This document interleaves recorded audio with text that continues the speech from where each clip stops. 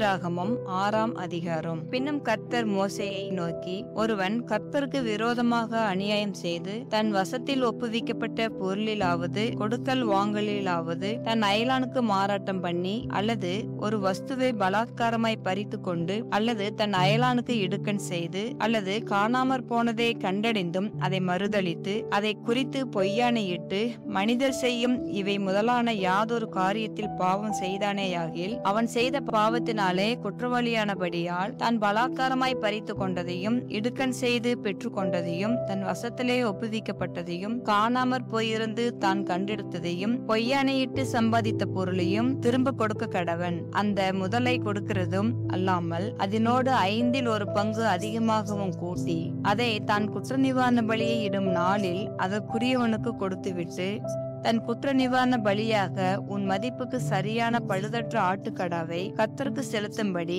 அதை ஆசாரியனிடத்தில் குற்ற நிவாரண பலியாக கொண்டு வருவானாக. கர்த்தருடைய சந்நிதியில் அவன் பாவத்தை ஆசாரியன் நிவர்த்தி செய்ய கடவன். அப்பொழுது அவன் குற்றவாளியாக செய்த அப்படிப்பட்ட எந்த காரியமும் அவனுக்கு மன்னிக்கப்படும் என்றார். பின்னும் கர்த்தர் மோசேயை நோக்கி, நீ ஆரோனுக்கும் அவன் குமாரருக்கும் கற்பிக்க வேண்டிய சர்வாங்க தகன பலிக்குரிய பிரமாணம் என்னவென்றால், சர்வாங்க தகன பலியானது ராம் முழுவதும் விடியற்காலம் மட்டும் பலிபீடத்தின் மேல் எரிய வேண்டும். பலிபீடத்தின் மேலுள்ள அக்கினி எரிந்து கொண்டே இருக்க வேண்டும். ஆசாரியன் தன் சணநூல் அங்கியை தரித்து தன் சணல் நூல் ஜல்லடத்தை அறையில் போட்டுக்கொண்டு பலிபீடத்தின் மேல் அக்கினியில் எரிந்த சர்வாங்க தகன பலியின் சாம்பலை எடுத்து பலிபீடத்து பக்கத்தில் கொட்டி, பின்பு தன் வஸ்திரங்களை கலற்றி வேறு வஸ்திரங்களை உடுத்தி கொண்டு அந்த சாம்பலை பாளையத்துக்கு புறம்பே சுத்தமான ஒரு இடத்திலே கொண்டு போய் கொட்ட கடவன். பலிபீடத்தின் மேல் இருக்கிற அக்கினி அவியாமல் எரிந்து கொண்டிருக்க வேண்டும். ஆசாரியன் காலைதோறும் அதன் மேல் எரியும்படி கட்டைகளை போட்டு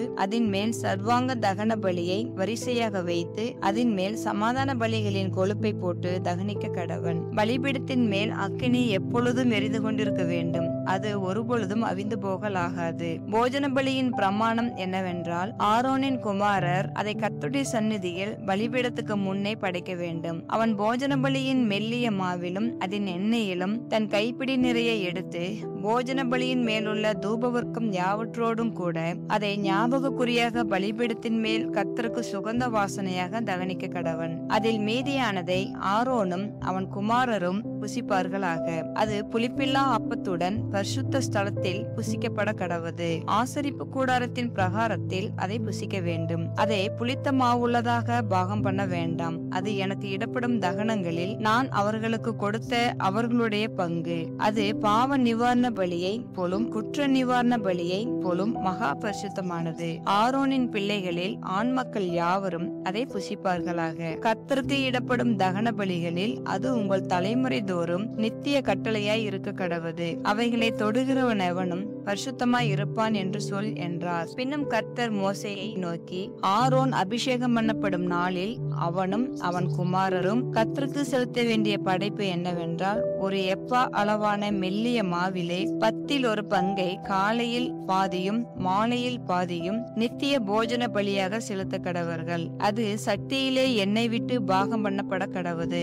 பாகம் பண்ணப்பட்ட பின்பு அதை கொண்டு வந்து போஜன பலியாக பாகம் பண்ணப்பட்ட துண்டுகளை கர்த்தருக்கு சுகந்த வாசனையாக படைக்க கடவாய். அவன் குமாரரில் அவனுடைய ஸ்தலத்திலே அபிஷேகம் பண்ணப்படுகிற ஆசாரியனும் அப்படியே செய்ய கடவன். அது முழுவதும் தகனிக்கப்பட வேண்டும். அது கர்த்தர் நியமித்த நித்திய கட்டளை. ஆசாரியனுக்காக இடப்படும் எந்த போஜன பலியும் புசிக்கப்படாமல் முழுவதும் தகனிக்கப்பட வேண்டும் என்றார். பின்னும் கர்த்தர் மோசேயை நோக்கி, நீ ஆரோனோடும் அவன் குமாரரோடும் சொல்ல வேண்டியதாவது, பாவ நிவாரண பலியின் பிரமாணம் என்னவென்றால், சர்வாங்க தகன பலியை கொல்லப்படும் இடத்தில் பாவ நிவாரண பலியும் கர்த்தருடைய சந்நிதியில் கொல்லப்பட கடவுது. அது மகா பரிசுத்தமானது. பாவ நிவர்த்தி செய்ய அதை பலியிடுகிற ஆசாரியன் அதை புசிக்க கடவன். ஆசரிப்பு கூடாரத்தின் பிரகாரமாகிய பரிசுத்த ஸ்தலத்திலே அது புசிக்கப்பட வேண்டும். அதன் மாம்சத்தில் படுகிறது எதுவும் பரிசுத்தமாய் இருக்கும். அதன் இரத்தத்திலே கொஞ்சம் ஒரு வஸ்திரத்தில் தெரித்ததானால் இரத்தம் தெரித்த வஸ்திரத்தை பரிசுத்த ஸ்தலத்தில் கழுவ வேண்டும். அது சமைக்கப்பட்ட மண்பாண்டம் உடைக்கப்பட வேண்டும். செப்பு பானையில் சமைக்கப்பட்ட புசிக்கப்பட்டதானால் அது விலக்கப்பட்டு தண்ணீரில் கழுவப்பட வேண்டும். ஆசாரியரில் ஆண் மக்கள் யாவரும் அதை புசிப்பார்களாக. அது மகா பரிசுத்தமானது. எந்த பாவ நிவாரண பலியின் ரத்தத்தில் கொஞ்சம் பரிசுத்த ஸ்தலத்தில் பாவ நிவர்த்தியின் பொருட்டு ஆசரிப்பு கூடாரத்திற்குள்ளே கொண்டு வரப்பட்டதோ அந்த பலி புசிக்கப்படலாகாது. அது அக்கினியிலே தகனிக்கப்பட வேண்டும் என்பதே. ஆமென்.